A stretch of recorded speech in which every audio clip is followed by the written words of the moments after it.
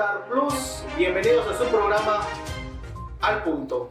El día de hoy tenemos un tema muy especial y es el caso Odebrecht, la supuesta implicación del doctor Manuel Valdizón. ¿Realidad o montaje? Tenemos invitados especiales en los cuales nos van a dar a conocer sus puntos de vista de este caso, que ha sido uno de los más controversiales en la coyuntura política de nuestro país. Tenemos como invitado especial al licenciado Raúl Falla, que nos dará a conocer parte del proceso que ha llevado el doctor Manuel Valdizón, y también una entrevista muy especial con el licenciado José Conrado Hidalgo. Esto con el fin de que usted analice cómo ha sido el proceso que ha llevado el doctor Manuel Valdizón, y la pregunta a contestar es: ¿montaje o realidad? Mi nombre es Raúl Alexander Fernández Vázquez. Los voy a estar acompañando en el programa Al Punto. Vamos a ir con la primera entrevista que se le realizó al abogado Raúl Falla, donde nos dará a conocer parte del proceso que afrontó el doctor Manuel Valdizón. Alejandro Sinibaldi, quien estuvo mucho tiempo fuera del país debido a varias órdenes de aprehensión que pesan en su contra. Primero, fue muy importante saber que para Guatemala, que él venía a enfrentar la justicia. Sabemos y tenemos nosotros de alguna manera la confianza de que la actitud de él es buena, de que viene con el propósito de aclarar su situación jurídica y también con un determinado propósito de señalar quiénes son los realmente involucrados en esta trama de supuesta corrupción de la cual ha sido víctima. Nos ha parecido un poquito, nos ha causado un poco de suspicacia en determinado momento el hecho de saber que el juez que lleva la causa, que es el juez Miguel Ángel Gálvez, y que la persona que lo está investigando sea el licenciado Juan Francisco Sandoval Alfaro. Y la suspicacia radica en que el señor Alejandro Sinibaldi tiene muchas cosas que hablar, incluido el caso Odebrecht, donde todos sabemos que el licenciado Juan Francisco Sandoval es el fiscal de la FESI, tiene parte de responsabilidad penal ahí por haber realizado malas investigaciones. De alguna manera relacionada en diferentes casos de corrupción, no solo en Guatemala, sino a nivel latinoamericano, y debido a ello varios de sus personeros fueron perseguidos y fueron procesados penalmente, y hoy algunos se encuentran cumpliendo penas de prisión. Guatemala no fue la excepción, y lo importante aquí es tener claro que se ha tratado de indicar de que pudo haber tenido la responsabilidad el señor Sinibaldi, que pudo haber incluso responsabilidad del doctor Manuel Valdizón, a quien no tengo el gusto o disgusto de conocer, pero sí porque soy el abogado que lleva el caso, porque he tenido los medios de investigación, los he podido fiscalizar y verificar. He podido comprobar que aquí, en el caso de Odebrecht, no es el doctor Manuel Valdizón, no, posiblemente no sea el señor Alejandro Sinibaldi, posiblemente no sean las personas quien hoy están sufriendo una prisión aquí en Guatemala. El único responsable de que este caso esté en la impunidad, de que esa carretera donde se trasladan o se transitan diferentes personas con nacionales no es determinada, tiene un nombre y un apellido, y esto es única responsabilidad del licenciado Juan Francisco Sandoval Alfaro, el jefe de la Fiscalía Especial contra la Impunidad, quien tuvo a su cargo llevar a cabo la investigación. Y hubiera sido tan fácil, César, si en vez de armar un procedimiento mediático y encarcelar a personas que tal vez no tenían mayor relevancia en esto, hubiera solicitado que se hicieran efectivas las garantías que respaldaban la obra. Usted bien sabrá que toda obra que se construye por parte del Estado está respaldada por fianzas, y estas fianzas hubieran podido garantizar perfectamente el cumplimiento de la obligación. Si hubiéramos ejecutado estas garantías, hubieran obligado a la entidad brasileña que aportara el dinero correspondiente, con lo cual la obra se hubiera terminado. Sin embargo, por una mala interpretación legal, por mala fe, por dolo, quiero pensar en determinado momento, el licenciado Juan Francisco Sandoval evita llevar a cabo los procedimientos legales para que esta obra se pudiera concluir y de alguna manera inicia un procedimiento penal, el cual arranca yendo a Brasil a pasear y a tomar declaraciones de colaboradores eficaces, quienes obviamente, con tal de salvar su pellejo, involucraron a muchas personas que hoy hemos venido a constatar que son inocentes y que no tienen ninguna relación en el caso Odebrecht. El licenciado Juan Francisco Sandoval, de una forma abusando de su cargo, pues como usted sabrá, ningún funcionario público guatemalteco puede ejercer labores de investigación fuera del país, menos en Brasil, donde es considerado como un simple turista, no en calidad de funcionario público y menos de fiscal.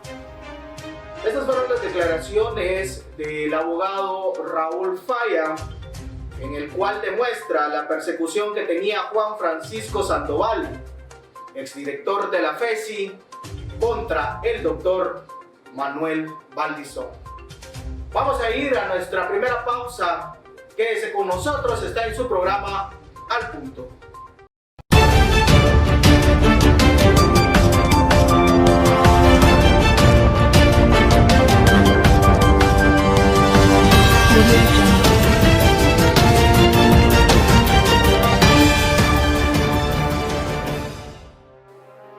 Bueno amigos, regresamos a nuestro segundo bloque en su programa Al Punto y ahora vamos a dar a conocer una entrevista que sostuvimos con el abogado y notario José Conrado García Hidalgo.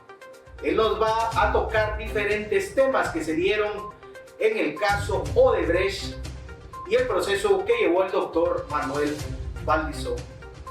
Entre los procesos que dictamina el abogado José Conrado, podemos mencionar que sí hubo una persecución política en contra del doctor Manuel Valdizón. Vamos a ir con la entrevista al abogado José Conrado García. En el programa de Al Punto estamos hoy con el licenciado José Conrado García Hidalgo, abogado y notario. Licenciado, bienvenido al programa Al Punto. El tema que te estamos manejando para el día de hoy es el caso Odebrecht y la supuesta implicación del doctor Manuel Valdizón. ¿Montaje o realidad? ¿Cuál es su opinión al respecto, licenciado? Bienvenido. Gracias, un saludo cordial. Pues déjeme decirle que yo fui diputado en la quinta legislatura, en el tiempo del presidente Oscar Berché, que fue cuando conocí a Manuel Valdizón, un joven de 33, 34 años. Y déjeme también agregar que durante todo el periodo del presidente Berché no se conoció absolutamente nada de Odebrecht. Después yo dejé de ser diputado, no me reelegí y me quedé de asesor de unos amigos míos ahí en el Congreso. En el tiempo de Álvaro Colón, o sea de la UNE, fue cuando se empezó la negociación con la empresa Odebrecht. Si no estoy mal, era un préstamo de un banco brasileño que iba a financiar las carreteras que todos sabemos que se quedaron en el abandono, Cocales, Tecumumán, etcétera, etcétera. O sea que, quiero dejar claro, fue en el tiempo de la UNE cuando se negoció Odebrecht. Cuando ya tomó relevancia Odebrecht, porque ya tuvieron que pasar en el Congreso, o sea, el Congreso tuvo que aprobar para que pudiera el Ministerio de Comunicaciones firmar el convenio, fue en el tiempo del Partido Patriota. Y todos los que hemos estado al tanto de lo que sucedió, sabemos perfectamente que la única bancada que votó en contra de ese préstamo fue la bancada en ese tiempo liderada por el doctor Manuel Valdizón. Eso está, solo métanse al Google y vean el día de la votación, cuando se habla de que dieron cantidades de dinero a ciertas personas ahí. A mí no me consta, pero claro está que el partido líder, que eran como 40 y pico de diputados, se salieron del Pleno. Ellos no votaron por ese préstamo. Eso que quede muy, muy claro. Más adelante, cuando todos creímos que la CICIG y Tel Maldana estaban tratando de mejorar el país combatiendo la corrupción, porque ese fue el mensaje que todos captamos al principio. De hecho, yo fui diputado de la quinta legislatura cuando se aprobó la CICIG y ese fue el por qué yo voté a favor. Pero, claro, a los años nos dimos cuenta de lo que ellos querían. Al final era tomar el poder, eliminando a personas como el doctor Valdizón. Todos sabemos muy bien que el doctor Valdizón ganó las elecciones. Y ahora que yo veo las cosas ya 8 años más tarde, no fue que a él le robaran las elecciones, fue que al pueblo, a los que lo eligieron, no le permitieron tener un gobierno que a todas luces hubiera sido mucho mejor que los últimos dos. Yo no tengo que hablar, ahí está la prueba de este y del pasado. ¿Creen que estos actos en contra del doctor Manuel Valdizón podrían deberse a una persecución política que tenían en su contra por los diferentes proyectos sociales que él realizaba con las personas? Esto va mucho más allá. Si usted se recuerda, cuando en realidad nosotros vimos el motivo del por qué Tel Maldana e Iván Velázquez se fueron detrás del líder, inclusive en plena campaña, ellos le entraron al vicepresidente y al que iba de vicepresidente a Barquín y lo acusaron de tráfico de influencias, de lavado, total, el caso Chico Dólar que todos recuerdan, a 2 meses de las elecciones. Ahí empezó la persecución contra el proyecto de Manuel Valdizón. 15 días antes de que las elecciones llegáramos a las elecciones, porque en ese tiempo yo era candidato a diputado. Yo entré al Congreso gracias a Manuel Valdizón de nuevo en el 2016. Yo era candidato a diputado por Quetzaltenango. Y yo vi bien cómo manejaron primero el ataque contra el candidato vicepresidencial. Un ataque total contra Manuel como candidato a presidente y el partido, que inclusive como 15 días antes el Tribunal Supremo, porque era un ataque en conjunto, Tribunal Supremo, CICIG, MP, era una cuestión bárbara que ahora que lo vemos decimos cómo pudimos nosotros permitir algo así. Vinieron y todavía prohibieron que el partido hiciera campaña electoral 15 días antes de las elecciones.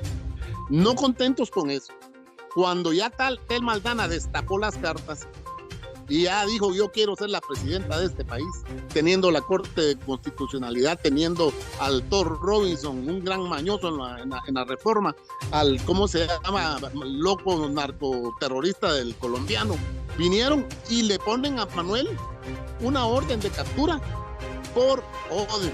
Imagínense ustedes, Manuel Valdizón nunca fue funcionario de gobierno, él nunca manejó un centavo del Estado, él nunca firmó un convenio, contrato, etcétera, etcétera. Y le ponen orden de captura. Claro, a Manuel Valdizón como candidato presidencial le pudieron haber dado apoyo económico infinidad de empresas, porque de eso se trata. Una campaña electoral ahora está restringida porque hay un cambio en la ley, pero en esos años de eso se trataba.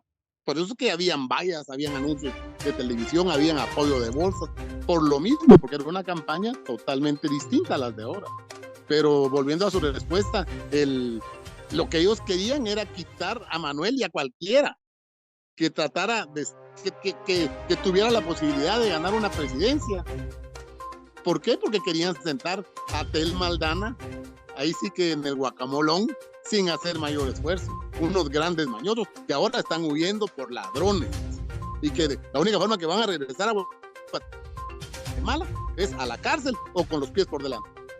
Bueno amigos, vamos a hacer una pausa en esta pequeña entrevista que estamos sosteniendo con el licenciado José Conrado Garicia. Y al retornar, pues continuaremos con temas importantes como la extradición del doctor Manuel Valdizón en los Estados Unidos. Quédese, vamos a una pausa comercial.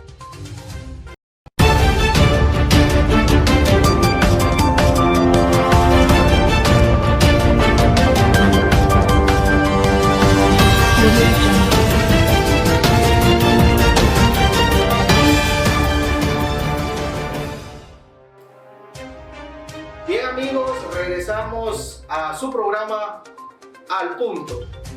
Vamos a continuar con nuestra entrevista con el abogado José Conrado Garicia, donde nos tocará puntos de cómo fue el proceso de Manuel Valdizón en Estados Unidos y cómo es que se presenta a enfrentar la justicia guatemalteca. Así es, licenciado, podríamos decir entonces que prácticamente también una parte que quiero hacer énfasis es que muchos medios de comunicación pues estaban implicados en esas trampas para el doctor Manuel Valdizón. Recibiendo plata. Si en ese tiempo yo me acuerdo que hasta la hora regalaban los periódicos, esos matutinos pasquines de la hora, los regalaban en Malacatán, Coatepeque. Imagínense de dónde iba a tener pisto la familia esa de mañosos marroquín para estar regalando los pasquines allá en las estaciones de las Super 24, con todo el dinero de la embajada, de los suecos, de los noruegos, de la CICI. Estaban pisteando a prensa libre. ¿No ve el gran mañoso ese del, cómo se llama, del Lagarto Archila? El dueño de Emisoras Unidas, de Canal Antigua, del Grupo A, ese sí saqueó el Estado como ministro de Energía y Minas. Se huevió como cerca de 300 millones de quetzales. Pero el muñeco, como era amiguis de Iván Velázquez y de todos ellos, y les prestaron todos sus medios de comunicación para que ellos pudieran dar a luz todo lo que estaban haciendo, lo tienen tranquilo en Miami. Mientras que Manuel tuvo que pasar 800 días en un lugar solo respirando aire acondicionado, y que gracias a Dios ya en unos 5 o 6 días estará afuera. Pero volviendo a su pregunta, este fue un complot, pero totalmente armado, medios de comunicación, MP, Corte de Constitucionalidad, CICIG, embajadas, terrible. Y el sector, también parte del sector privado del Guatemala, que no dejaron que un hombre como Manuel llegara al gobierno, porque él sí iba a cambiar las cosas. Ahora, ¿cuál es su opinión acerca de la persecución que le están haciendo a estas personas que hicieron tanto daño, no solo al país de Guatemala, orquestando prácticamente este atentado contra el doctor Manuel Valdizón? Aquí, en la vida, no se va uno sin pagar los desayunos ni los almuerzos. Ellos están tomando agua de su propio chocolate, solo que al cuadrado, porque ellos sí no van a poder regresar. Ya le dije, la única forma que regresen es o a la cárcel o con los pies por delante. Ellos se quedaron, eso sí, se fueron millonarios.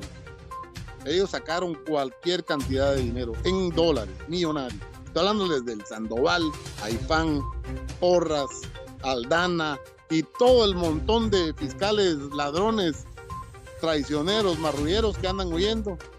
Ahí sí que a todo coche le llega a su sábado. Y mire, Manuel ya regresó. Ya salió del caso que supuestamente era el caso más enredado, el primero que le lanzaron, que era Transurbano. No hay nada. Manuel ya caso, le dejaron, creo que una investigación por financiamiento electoral, que en ese tiempo no existía, ese ilícito.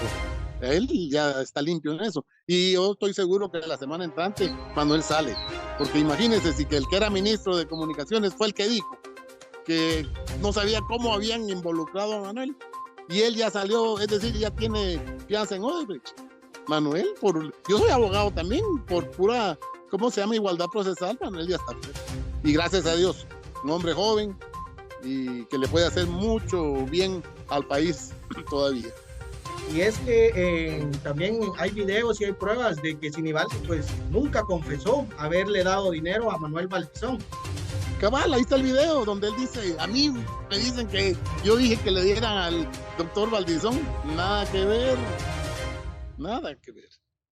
Como le digo, todo este plan era para sacarlo de la jugada y que Tel Maldana llegara a gobernar este país y ahí estuvieran sentados. Si hubiera pasado 15, 20 años hasta que lo hubieran dejado como Venezuela, porque así son esos resentidos. Ellos nunca ganan por las buenas, y cuando son como Jalisco, si no ganan arrebatan, y cuando llegan empiezan a regalar todo y se quedan hasta que exprimen un país. Gracias a Dios, la gente de Guatemala no apoya esa clase de ¿cómo se llama? De lacras. Muy bien, licenciado. Ahora, pues Manuel Valdizón es extraditado a Estados Unidos. Se esperaba pues una sentencia larga, una permanencia larga. Sin embargo, pues la sorpresa fue que rápidamente pues solventa su sus problemas en el extranjero y es remitido a Guatemala. ¿Cuál es su opinión respecto a esto? El sistema anglosajón es diferente. Ellos funcionan a base de plata, entonces ellos cuando tuvieron la oportunidad, de hecho acuérdense que el doctor Valdizón estaba radicando en la Dominicana y desde aquí el señor Iván Velázquez se comunicó con Thor Robinson allá en el Departamento de Estado, que es un grupo del famoso Deep State, un grupo de gente socialistas medio degenerados que hay ahí en Estados Unidos, y lo que querían era detenerlo para que él no regresara a participar a las elecciones. Entonces, como dicen allá en mi tierra, le corrieron un tentío. Alguien fue a decir que le había dado dinero y que ese dinero provenía de no sé qué cosas. Y discúlpeme, pero aquí en Guatemala todos los que han sido candidatos a presidente han recibido plata buena y mala. ¿Por qué? Porque uno no sabe ni quién es la persona que se está sentando enfrente, a quién representa y si van a apoyar para una campaña. Uno como candidato, yo he sido candidato, claro que voy a aceptar porque necesito poder llevar mi mensaje, y aquí en Guatemala para poder mensaje hay que tener vallas, hay que tener un montón de ¿cómo se llama? De elementos para poder permear a la población. Entonces lo que le hicieron a Manuel fue sacarlo del camino, pero cuando ya después varios jueces vieron porque nosotros logramos compilar un montón de cuestiones de trabajo social que él hizo aquí en Guatemala, la ley del adulto mayor, las becas hay un programa que él estando en Guatefuturo, que él estando en la Comisión de Finanzas, sacó, yo recuerdo, yo estaba en esa comisión, sacó un montón de dinero del Estado para ponerlo, para que muchachos que se graduaban de las universidades de Guatemala y que no tuvieran los medios, pudieran viajar a las mejores universidades del mundo. Y de hecho ellos regresan aquí y tienen que estar creo que 5 años para pagar ese préstamo, pero es un programa fantástico del que no se habla mucho. Pero Manuel Valdizón hizo infinidad de cosas aquí en Guatemala buenas, y por eso es que sabían que al regresar Manuel Valdizón era el presidente de la República, pues si había ganado una vez, no iba a ganar la otra. Ahora bien, ¿usted cree que si él tuviera algo o estuviera manchado, pues se presentaría a las autoridades guatemaltecas como lo ha hecho, o se quedaría en el extranjero? Fíjese que yo platiqué con él cuando estaba por salir, y de hecho la idea original era esa, que él pidiera un asilo, porque le dije, mira, aquí todavía las cosas están peligrosas, te tienen 2 casos, hay que averiguar bien cómo está la situación. Y al principio él lo consideró, pero él sabía que el pedir un asilo necesariamente se hubiera tenido que quedar en lo que le daban el sí o el no, 2, 3, quién sabe cuántos años. Y él tenía todo, calificaba totalmente para eso. Acuérdense que el hombre, las 2 veces que participó, sacó más de 1 millón de votos, pues, ¿quién puede decir eso? En un país como el de nosotros. Pero un día me llamó y me dijo, no, yo no estoy para quedarme aquí 4 años. Yo me puedo quedar aquí, pero y mi gente, mi familia, mi papá, tiene casi 95 años. A mi mamá no la pude ver por estar aquí metido. Mira, me dijo, yo me voy a regresar. Voy a ir a una audiencia y les voy a decir que yo ya no quiero el asilo, sino que me manden de regreso a mi país. Entonces ahí fue donde nos empezamos a enfocar en cuál era realmente el fondo del caso de este transurbano. Y cuando empezamos a ver, era un bluff, en donde habían recortes de prensa, que alguien decía una cosa, que alguien decía otra, y la juez nos dio la razón. Cuando la juez vio todo la maraña que había ahí, les digo, no, señores, aquí no hay nada. Aquí lo único que ustedes quieren investigar es un financiamiento electoral ilícito, háganlo. Pero como les repito, en el periodo que Manuel estuvo corriendo en el 2015, en ese tiempo no existía ese delito. O sea que, y fue lo mejor que hizo para mí. Porque mire, ahorita está por salir, sus hijos están jóvenes, tiene su nieto, su papá está vivo, gracias a Dios, y tiene que venir a recuperar también sus cosas. Le quitaron hasta lo de los papás que el doctor y su mamá desde los años 40, 50, lo de la tía. Imagínense, le quitaron cualquier cantidad de inmuebles, todo por el odio que le tenían, cuando él ahora está limpiando su nombre y va a salir, y gracias a Dios tiene su familia y sus amigos. Yo soy muy amigo de él. Yo a Manuel lo lo quiero como mi hermano pequeño. El licenciado, mire, desde la parte jurídica, como ya lo comentó, pues en estos días podría darse la libertad del doctor Manuel Valdizón. ¿Hay algún impedimento constitucional que diga que no puede participar en un proceso político debido a la situación pues que está solventando? Fíjese que lo único que el problema ahorita sería que está ligado a proceso, cosa que dentro de unos cuantos meses no hay razón para que a él lo tengan ligado a proceso, porque en el tiempo que fue el candidato no existía el delito de financiamiento electoral ilícito. O sea que eso en la próxima audiencia se lo van a quitar. Y todos van a decir, pero es que a él lo sentenciaron en Estados Unidos, pero fue una sentencia muy distinta, por ejemplo, a la del presidente Portillo, porque él estaba gobernando. A él le mandaron un dinero que era para el pueblo y lo agarró. Manuel no gobernó. La acusación de Manuel es de que a él le dieron una plata para su campaña, era una plata que tenía problemas, pero a él se la dieron por medio de otras personas, como se le han dado a todos los presidentes, todos los candidatos que han llegado a Guatemala, han recibido plata de una u otra forma, que también tiene un oscuro pasado. ¿Por qué? Porque vienen personas intermediarias y uno no va a sospechar de ellos, pues, pero más de alguien viene y habla en Estados Unidos y lo de él era teledirigido. Entonces yo veo en un futuro que Manuel no tocó un centavo del Estado, contrario a lo del presidente Portillo. Prácticamente podríamos decir que no ha sido objeto de ninguna sentencia, pues, y esto podría darle los derechos constitucionales para poder participar. Lo sentenciaron en Estados Unidos, pero no de saquear al país, contrario al tema del expresidente Portillo. Entonces ahí es una cuestión que, si en su momento él decide seguir en política más adelante, yo creo que va a haber una situación con criterios. Cada abogado tiene su criterio, no digamos los magistrados. Va a llegar a la CC, pero yo, si fuera un magistrado de la CC, yo lo primero que vería es si dañó al Estado, si le quitó dinero al pueblo. Él no le hizo ningún daño al dinero del pueblo, el dinero que vino de lo privado. Entonces, para mí que si él debería, si quiere, porque es un derecho constitucional, el elegir y se le elige. Él no dañó el patrimonio del Estado, contrario al otro caso que le mencioné anteriormente. Entonces, si yo fuera magistrado de la CC, para mí no habría problema. Pero bueno, eso va a ser muy personal si él algún día quiere. Está joven, ¿verdad? Cuando él tiene, si no estoy mal, 51 años. Puro patojo. Está en lo mejor de la vida. Licenciado, allá para ir finalizando esta entrevista, pues Manuel Valdizón hizo diferentes proyectos, como el proyecto del adulto mayor, y tenía pensado impulsar el bono 15. ¿Cree que estos proyectos le hacen falta a Guatemala?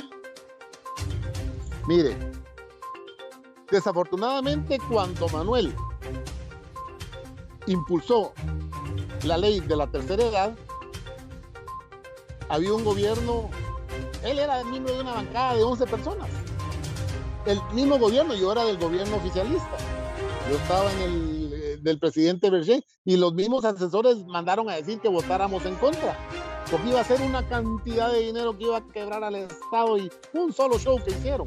Pero cuando nosotros nos pusimos a platicar ya como diputados, éramos como 48 oficialistas, yo les dije, muchachos, ¿cómo van a permitir ustedes que les digan que no voten cuando cuánto anciano dejó años y años, su vida entera trabajando por el país, y que ahora no puedan ni siquiera recibir 100 quetzales para comprar una pasta de diente, una aspirina? No jodan. Y Dios es grande. Y el Manuel que les logró hablar y se pasó la ley. Se quedó con una base muy pequeña, porque después todos dijeron, si seguimos agrandando la base, le vamos a dar alas al proyecto de Manuel Valdizón. Ahí vino el egoísmo político. No pensaron que es para la gente más necesitada, para los viejitos que ya lo disfrutan como 5 o 6 años porque se mueren. Aquí el promedio de vida de la gente que ha vivido trabajando en el campo no pasa de 70 años. Y la cuestión es de 65. Es más, nosotros estamos prometiendo, o era la promesa de Manuel, que lo bajáramos a 60 y subiéramos a 500, a 600, si no estoy mal, el aporte, y que la base, ahorita hay 150,000, que lográramos llegar a unos 400,000 ancianos. Y eso es lo que quedó pendiente, que lo dejaron muy ahorita hay 200 y pico, 150,000, porque hace poco subieron como 60,000 más, pero esto debería de ser un trabajo social generalizado en todo el país, ya sin miras políticas, pero desafortunadamente lo agarran como cuestiones políticas. Y el bono 15, díganme usted si no ahorita, que la gente está yendo a comprar sus útiles, que está viendo que todo caro, y acuérdense que uno pasa la Navidad y quema sus cohetes, sus tamales, se compra el externo, y ¡pum!, de golpe les cae lo de la escuela, y el bono 15 era precisamente para ahorita. Manuel lo había dicho, para la gente que va a comprar sus útiles escolares. Claro, pregúntele a cualquiera si no quisieran un bono 15. Y al final no es un dinero que se les va a quitar ni a los empresarios ni al Estado, sino son impuestos que se pagan, de ahí se va a agarrar. La gente no entendió el mensaje, sobre todo los empresarios. A ellos no se les está diciendo, miren, ustedes tienen que dar, sino ya con los impuestos que están pagando se van a cambiar de uso, sencillamente. Ellos no van a gastar más nada, ya el dinero está ahí, solo se les va a dar una nueva vía con una ley. Y esa ley era la del, así como del aguinaldo, se iba a hacer la del, ¿cómo se llama? La del bono 15, que todavía está en el aire.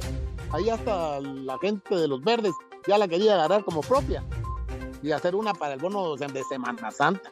De Semana Santa no, Semana Santa para pasear y para chupar libre. No, es ahorita, para la educación de los niños, para que compren sus útiles. Ok, licenciado, muchas gracias. No sé si quiere agregar algo para finalizar.